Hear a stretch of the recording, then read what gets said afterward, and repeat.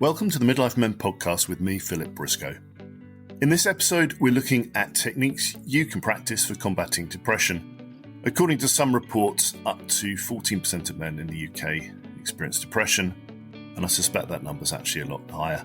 This episode's a little different, so instead of the usual interview format, Dave Williams, who's an author, speaker, and award-winning coach, is going to be talking about his own experience with depression and how he found strategies to not just help himself, but other people too, which is what he does now for a living. Dave will be presenting a mini-masterclass on the straightforward techniques he teaches to anyone who's struggling with depression, or even just finding it difficult to motivate themselves to do even the most simple everyday tasks. Welcome, and it's lovely to actually be in your company. So thank you very much indeed for investing some of your time to actually watch and listen to this. We all have challenges in life, don't we? And the reality is, for one of my main ones, we need to go back some years. So if you'd have actually been with me on the 10th of December in 2015, you'd have been entering this white square, clean-smelling room that was, quite cool and eerie, really. Covering about a third of this room was a blue-type shower curtain. And as I pulled back the curtain, there she is. There's Helen, or Hel as I call her, my partner. Now, Hel's about 5'10" with shortish brown hair and one of those greying streaks that runs from the front to the back that she absolutely despises. Now, Hel's full of fun. She's the yin to my yang, my sparring partner. Hel's the love of my life. Mr. Williams, it is now time for you to leave. It's a voice I didn't really want to hear from an officious-looking doctor in a three-quarter-length white coat. You see, Hel and I were at the Royal Derby Hospital, and Hel wasn't being prepared for an operation. She was being prepared for the morgue.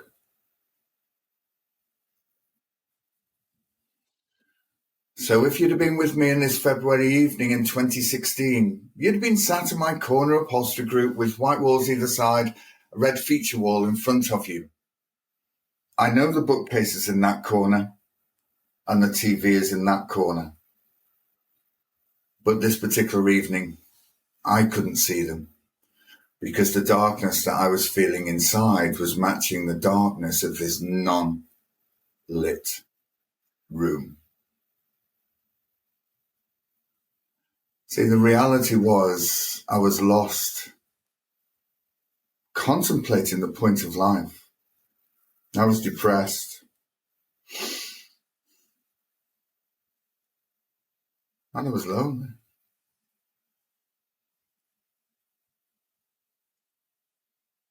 Now, I don't really know what happened next.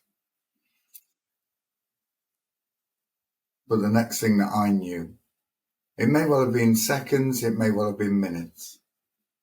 But I was standing over the kitchen units with a carving knife in my right hand and the knife blade across my wrists. That was a massive wake-up call. And I knew that I had a decision to make, either to stay where I was and be unhappy and questioning everything in life. And I knew the reality was I wouldn't be around too much longer. Or I could make a decision to actually start to improve my life. So that's what I did. So I went searching for strategies to help me improve my situation. But the reality was I couldn't find any that worked for me. So I started putting some strategies in place. And lo and behold, they started to work. And over a period of time, I started to improve. And not only that, I started to share some of these strategies with other people and they started to get great results as well, but in a much shorter space of time. So where do you find me now? Well, no longer am I lost, because I'm loving everything that I do in life. No longer am I depressed because I've got a passion for actually helping people be the best that they can be. And no longer am I lonely because I've got a phenomenal array of people around me that are absolutely inspirational. And most of them have come through what I do. And on top of that, you also find me as a #1 best-selling author, speaker, award-winning master coach. So life on itself is absolutely great. And it all started with making that decision. But I'm also a realist, in as much as we do go through challenges in life. And, the reality is, maybe you're like I am. And when you were at school, you thought that when you leave school, you'll get a job, you'll find a partner, you'll have children, and then you retire. So it's a nice, flat, straight line. And yet when you become more experienced in life, what you find is the line is all over the place, because life is full of peaks and troughs, isn't it? And it's great when we're at the top of the peaks, but when we hit the troughs, that's when life can actually become an awful lot more of a challenge. Pardon me. So now it's realistically, it's one of the elements that I do. I actually help people become their best selves and move away from the challenges that they've got, or at least give them the skill set to be able to change those and improve their lives for the better. See, what I didn't realize I was doing at the time, when I was going through my darkest moments, and they were really, really dark, realistically, it was a case of being totally rock bottom. What I didn't realize that I was doing was I wasn't looking after myself. And I was asking myself all sorts of wrong questions. And maybe you can relate to a little bit of this, in as much as, questions such as, why is it you're so stupid? Why is it you can't do things like that? You'll never be good enough to achieve anything. And maybe some of those questions would resonate with yourself. I don't know. And I was filling my time really well, because I became pretty much an expert at watching Jeremy Kyle.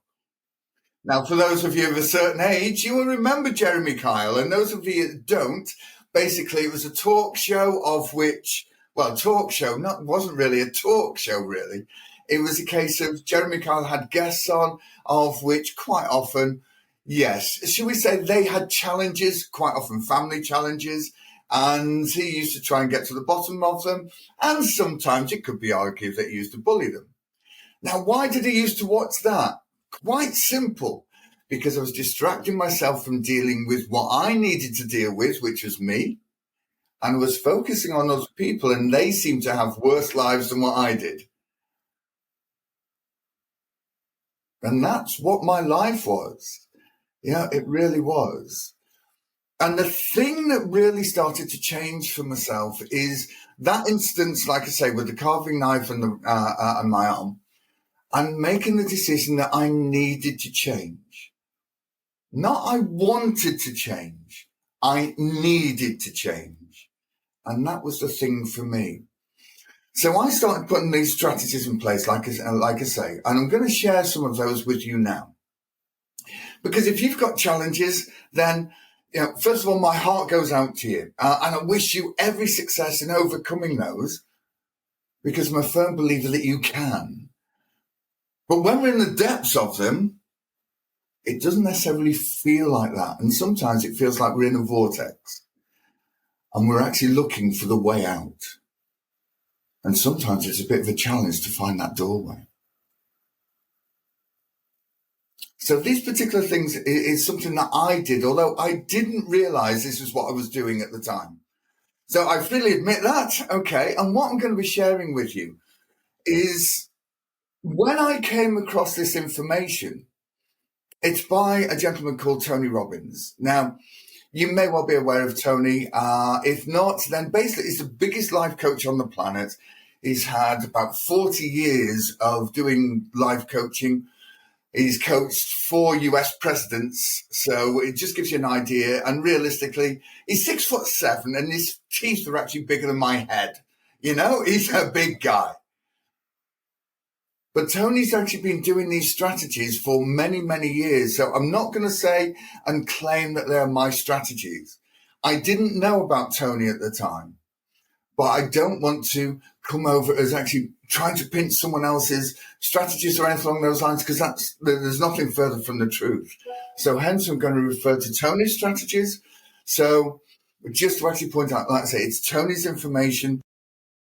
realize that this is what I did to actually change me. So I'm going to share them with yourself, and hopefully, you can actually see some patterns that you've got.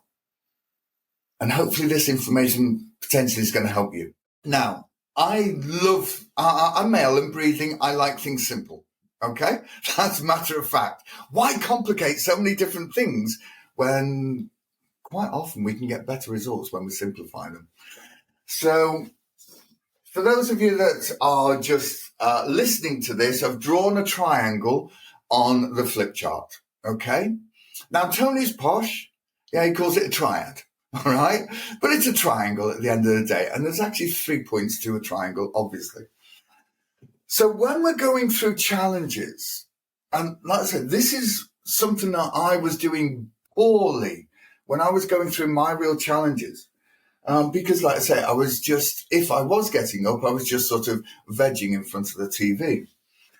So the first one that we look at is your physiology. Now, physiology, that's a posh word for what you do with your body. But if you think about it, so as you're watching and listening to this, I'm going to ask you a question. So, yes, this is going to sound a bit surreal. I know that, okay? But when I ask you these, just call out to the screen or your phone or whatever it is and see if you go along with me here, okay? Don't worry if anyone else is listening or around you. Yeah, don't worry about them at all, all right? They'll probably giggle along with you. But let me ask you a question.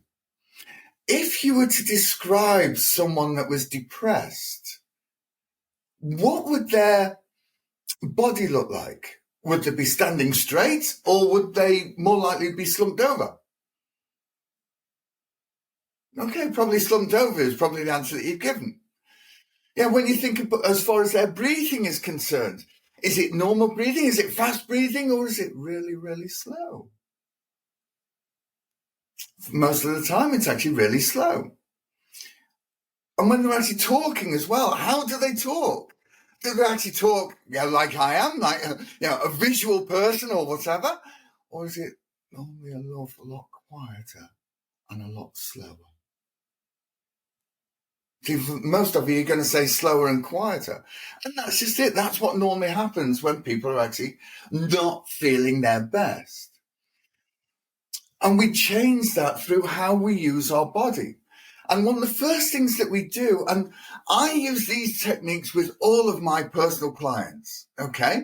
So it's not something that I'm just making up or I've heard something and I'm spouting it.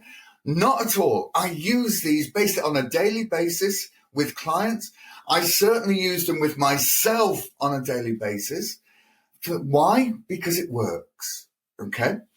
So the first thing, as far as physiology is concerned, excuse me, is your breathing.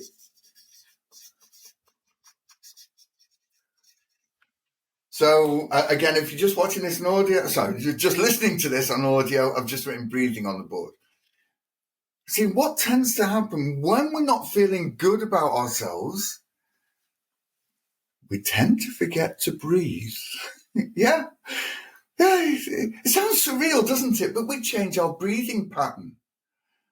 And we do tend to breathe an awful lot slower. And one of the ways to actually change your physiology is to change your breathing. And a couple of quick exercises for you now. And that is the fact that, first of all, and again, it doesn't matter where you are, don't worry about anyone else. So the reality is, if we change our breathing, we change our physiology. Why is that important? Because when we move our body, it changes our emotion. And we as human beings are all about emotion. Yeah? Emotion comes from motion. So that's why physiology is so important. The more we move, the better we feel. And that's why if you go to any mental health websites or anything along those lines, one of the things that they suggest is do exercise, go for a walk. Why? Because you're changing your physiology. That's the real reason. Okay? So when it comes to the breathing, okay, so you can do this with me, all right? Okay, and like I said, who cares if there's anyone else around you or whatever? So what I'd like you to do is either sit or stand, whichever's easiest for yourself. So with your shoulders back, with your chest out a bit.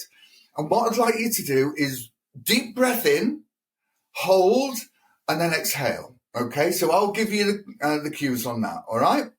So you ready? Okay, so here we go. 1, 2, 3, deep breath in, hold, and exhale. And again, deep breath in, hold a bit longer, and exhale. Okay, and again, deep breath in, hold, and exhale. Okie dokie. So we've only done it 3 times, okay? So be honest with yourself. Does your body feel anything different? For some of you, it will be a case of yes. And when that happens, that's how easy it is to change your physiology. Because what happens when you actually do that, your nerve endings and everything, and you start to get into your psyche and you start to feel better. And when you think about it, mental health is the fact that we're not feeling great. So I prefer the term mental wellness, really. And this is all as far as mental wellness is concerned. And that's how easy it is to actually change your breathing. So that's one little exercise. Normally, if with a client or whatever, I would normally get them to do it a minimum of 10 times.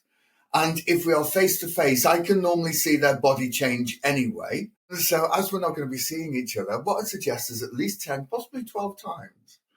And just see how you feel once you've done that 10 or 12 times in comparison to what you were like beforehand.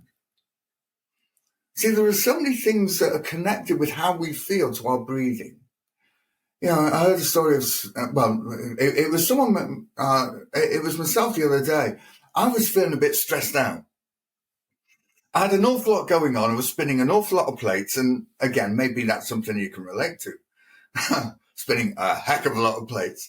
And I was feeling a bit stressed. And have you ever been in a situation where you snapped at someone? Yeah. And it's not their fault. Have you ever done that? Yeah. Well, that's what I was doing at that particular time. And I caught myself doing it. And I looked at myself and what wasn't working. And the reality was, it was my physiology. I was scrunched up. And the reality was, because I was scrunched up, I wasn't breathing properly. I was breathing shallow instead of, full lunged. So once I identified it, I changed my breathing, and then, hey, we could go again. And that's how important breathing can be. So I said there's 2 exercises. So that was 1. Okay. Now you don't need to do this next one, because what I would suggest to you, if you're going to do this one, is just get a hanky or a tissue or anything just before you start. All right. But you can actually do this sat down. If you're driving, you can actually do this as well. And that is the fact of what you're going to do is literally inhale quickly 4 times and then exhale quickly 4 times. So I'll go through it 2 or 3 times for you. Okay. So it'd be a case.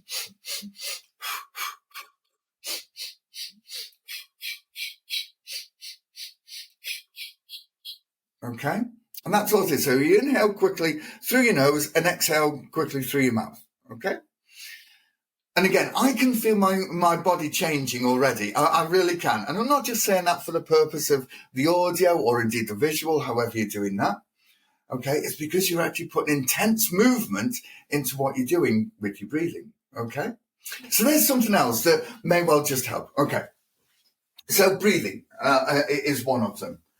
Obviously, the way you move your body is another one. Now, I shared with you a bit earlier on,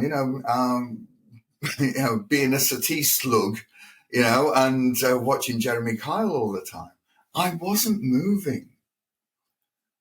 And when we don't move, our body just turns into a sloth effect, where everything then becomes a bit of a challenge. But if you think about it, When we have something really important that we think about, then all of a sudden we can actually move really quickly, can't we? Yes, of course we can, because that becomes our focus, which I'll talk about in a sec. Okay, so we need to move our body. And I was doing a presentation with someone yesterday, and they said, "Are you standing up?" So I said, "Yes, of course I am." And they said, sorry, it was a virtual presentation, and they were sat down.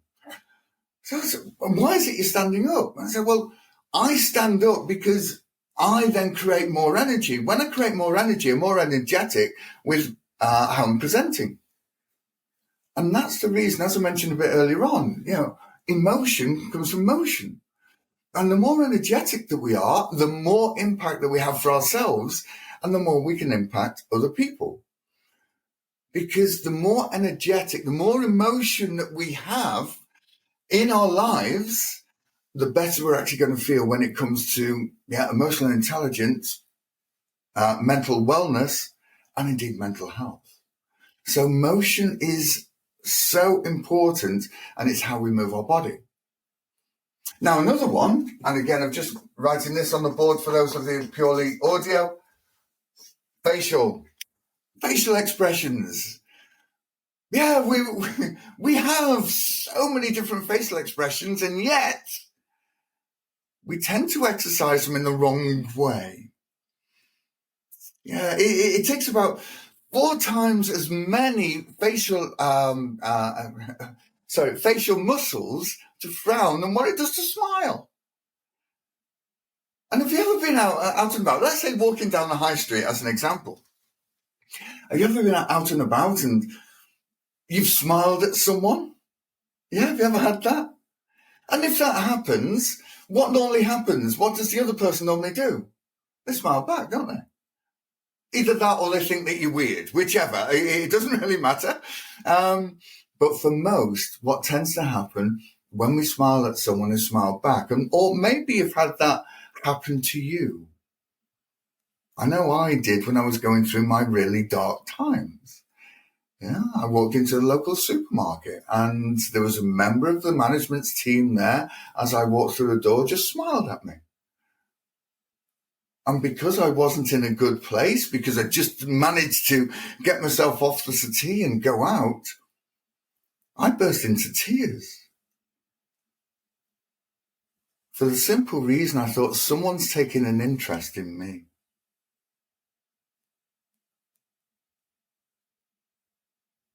And that's the impact that we can have on ourselves, first of all, and then on other people, when we actually smile, when we move our body. So physiology is so important. And all the things that I've actually shared with you there are relatively simple to do. Okay. So the first one is physiology, right? That's one section of the triangle or the triad. Okay. The next one is communication.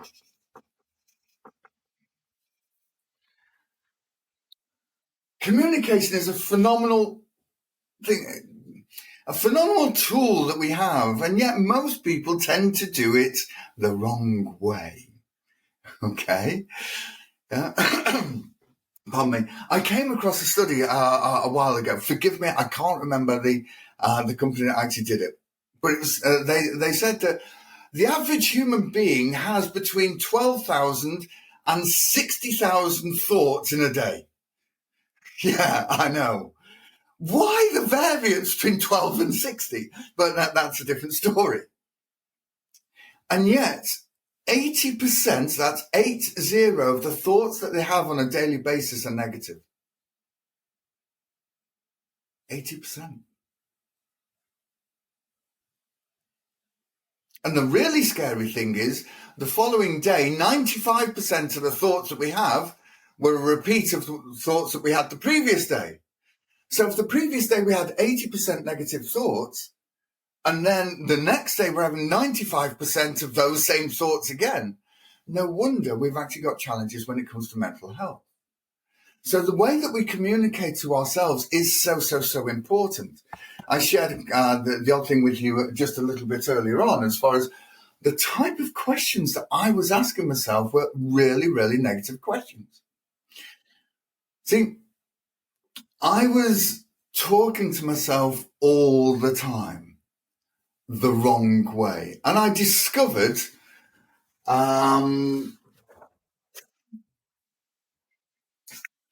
you're going to have to bear with me on audio here. I've just written the...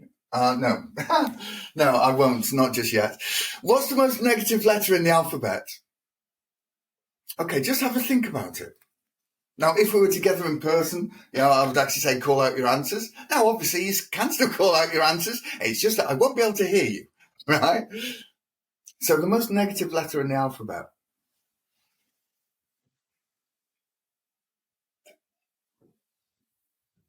Okay, I'll put you out of your misery. It's actually T. And you may well say, T? How can T be the most negative letter in the alphabet? And it's a great question if that's what you're thinking. Now, realistically, what I was doing through my darkest times, I was constantly talking to myself. But I was constantly doing it in a negative way. And that's just it. And because I was doing it constantly, negative talk, I was actually affirming in my own mind what the truth was. And that was all negative. And that backs up what I've just shared as far as those stats were concerned about the 80% and then the 95%. Because this is what I was doing all the time. And I didn't realize it. And when you do that, if you're listening to this on audio, what we've got on the flip chart now is CANT, C-A-N-T.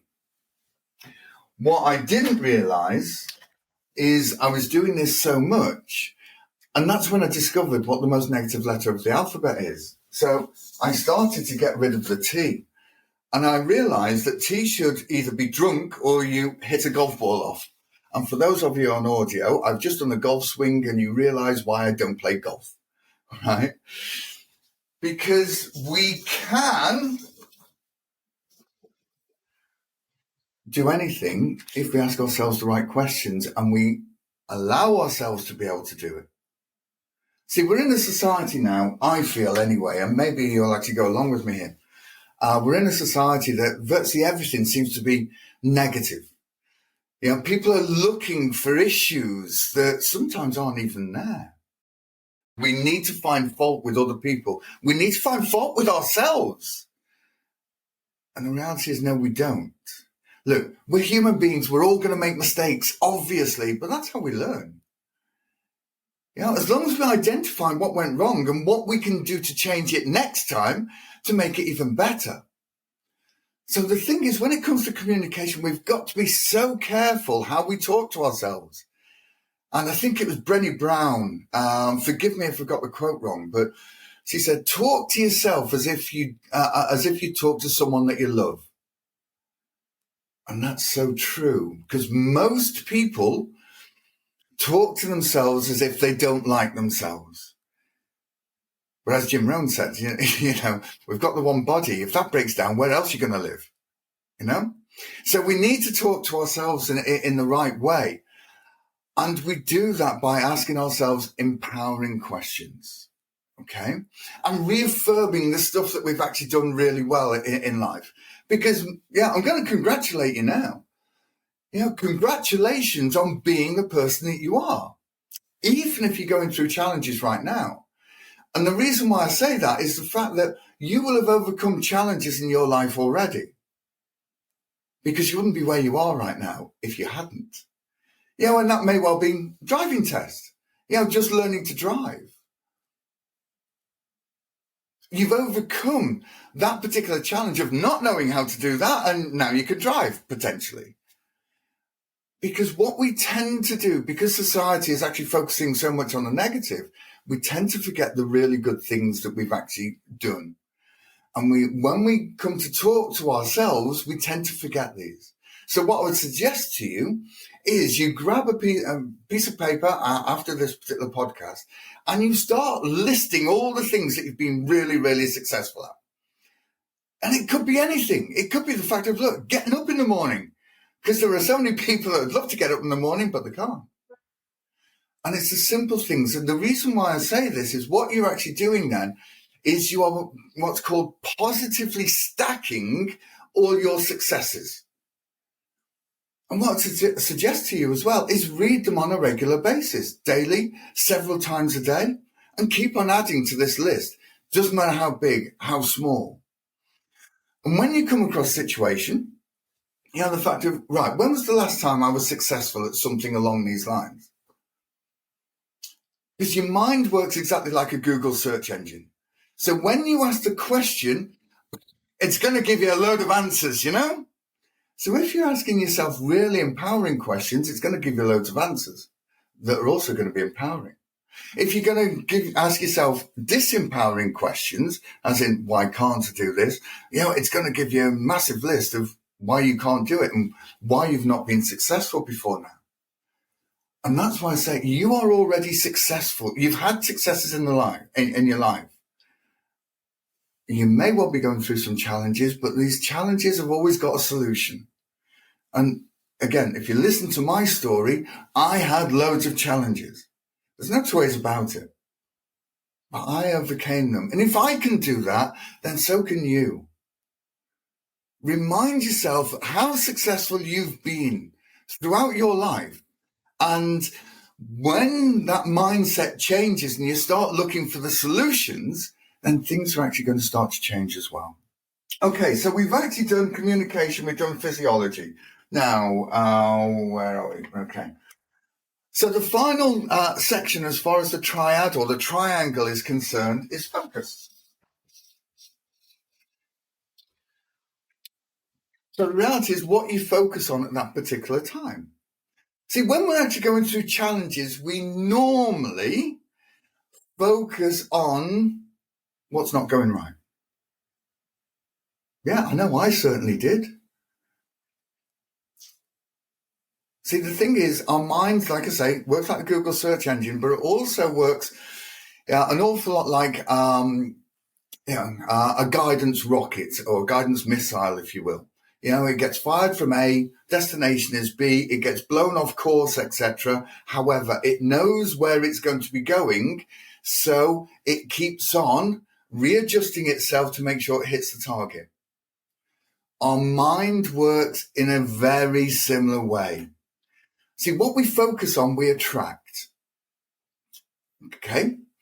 And that's the reality. If we're focusing on a not so good outcome, then we're going to add things to that mindset that we're going to attract staying in that particular, not necessarily a good place. Whereas if we focus on something that is going to be empowering, something that we want to achieve, then we will attract something that is going to help us with that as well.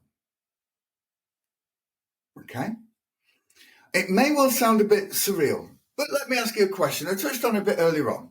So, if you're actually feeling really challenged at this moment in time, this is how simple it can change, okay? So, I'll use myself as the example as the settee slug, you know, where I wasn't moving or doing anything in reality.